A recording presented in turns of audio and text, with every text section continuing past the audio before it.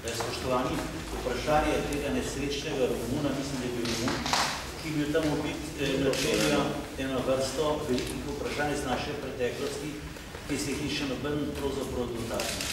Če ste kdaj hodili, naprimer, če greste proti Trbižu, pa greste na pokopališče na Belo peč, ali pa če greste, naprimer, proti Rajblu, pa po Koroškem, boste našli na teh pokopališčih kar nekaj grobov ljudi, ki so bili ubiti ali pa so se ponesrečili pri prehodih meje.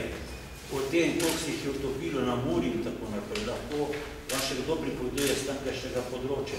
Se pravi, gre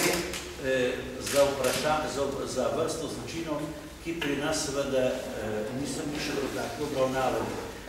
Če govorimo na primer o prebegih preko Berlinskega zidu, se točno ve, da so bili streljani na te prebeži, da so bili zločini.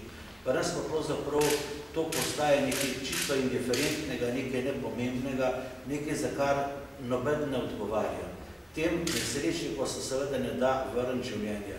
Je pa seveda treba zločin zločin in pobijanje ljudi, ki so bežali preko meje pri iskanju boljšega življenja, seveda je en izmed teh zločinov, ki so bili v preteklosti narejeni in gre pravzaprav, me še spomnim ravno to primer, kot je gospod profesor povedal, gre za prekršek, ki je bil kaznovan smrti. Če vzamemo, kar je rekel dr. Aplinc, Goli otok, ravno tako se je prekrški pošiljali na Goli, ne po kazenskem sodstvu, ampak na podlagi prekrškov se je pošiljali na Goli otok in mnogo so za tam vedno ostali.